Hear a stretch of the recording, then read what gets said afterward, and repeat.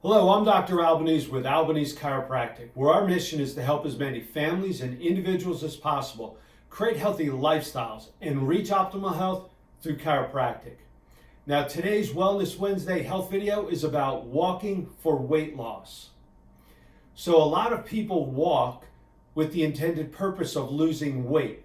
So we're going to get real specific as to how you can best utilize that time and reach your goal of losing weight. So let's first talk about how you lose weight while performing some type of cardiovascular routine, whether it's walking or treadmills or ellipticals, cycling. Let's talk a little bit about the specifics. So there's two basic energy sources that we tap into when we exercise. One is going to be sugar or glucose, and the other is going to be fat. So if you look at a sprinter, a world-class sprinter, they're not going to be real lean and very thin. They're going to be very muscular. Now they're utilizing glucose or sugar as their main energy source because they're going to run very fast, but for a very short period of time. Conversely, if you look at a marathon runner, they're typically going to be very lean, not very muscular like a sprinter, and they're going to utilize fat for their main source of fuel while they run a marathon over hours of time. Sugar is not going to sustain you for a long period of time. It's kind of like kindling wood. You burn that very quickly, but for a longer fire, you put the big logs on, and that's going to be fat. So let's talk about walking. When you start burning fat is when you increase your time. So when you're walking 10, 15 minutes, yes, you are burning a little bit of fat for your fuel or energy, but it's mostly going to be carbohydrates, your sugar, your glucose. Once you get into that 20 or 30 minute mark, that's when you start to utilize more fat as your fuel for energy. So it's not like all of a sudden 30 minutes, boom, we turn the switch on and now we're burning fat. It's a progressive change from sugar to fat, but you're still burning a little bit of both. So a minimum time period for burning fat is to use a gauge of about 30 minutes. 30 to 60 minutes is a great time period of walking at a moderate pace to really utilize fat as your main fuel to propel you during that exercise.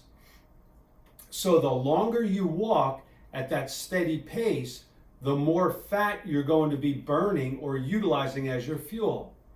So now let's talk about pace a little bit.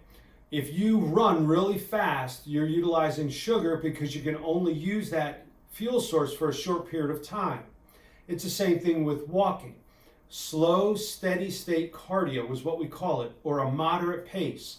Now, how are you going to gauge, well, am I in a moderate pace or a fast pace? Think of it as I can carry on a conversation, maybe a little winded, but I can speak and talk without a lot of effort. You can't sing. If you're singing while you're walking, you're going too slow. So a moderate pace is I can talk, but I can't sing. Now, if you can sustain that pace for a minimum of 30 plus minutes, now you're starting to tap into fat as your main fuel source. The sweet spot is at least 60 minutes. That's when you're really in a good fat burning period of time to really utilize that and start to see weight loss. Now, a lot of people count steps and they utilize the number of steps as a gauge for how am I burning fat. So let's look at this two ways, because I have a lot of patients that will talk to me about their steps cumulatively over a period of a day, say 7 a.m. to 7 p.m. And that's great that you've accumulated maybe 7,000 steps, but those steps are going to be very interrupted. They're not going to be continuous. You may sit down, get up, walk to the refrigerator, walk down to the copy machine, walk out to your car and back. Those are interrupted steps.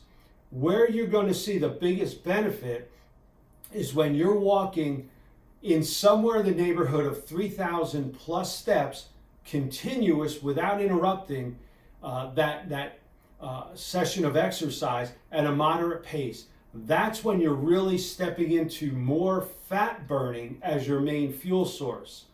Now, 6 to 7, all the way up to 10,000 steps, that's going to be in your fat burning sweet spot. That's when you're really going to see a more continuous weight loss with that number of steps. So again, just to summarize, if you can walk for 30 up to 60 plus minutes at a moderate pace, or 6 to 7 to 10,000 steps, now you're in a more efficient fat burning mode where you're utilizing fat as your main source of energy.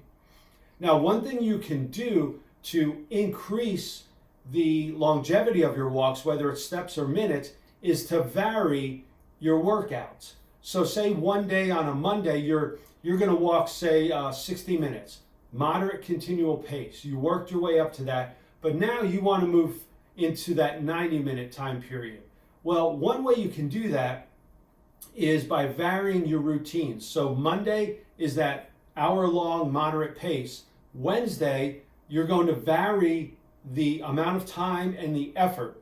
So for example, a very efficient way to accomplish this is to walk for 3 minutes at a faster pace and then 3 minutes at a moderate pace, and rotate that for 5 rotations. Faster pace, moderate pace, 3 minutes each time period.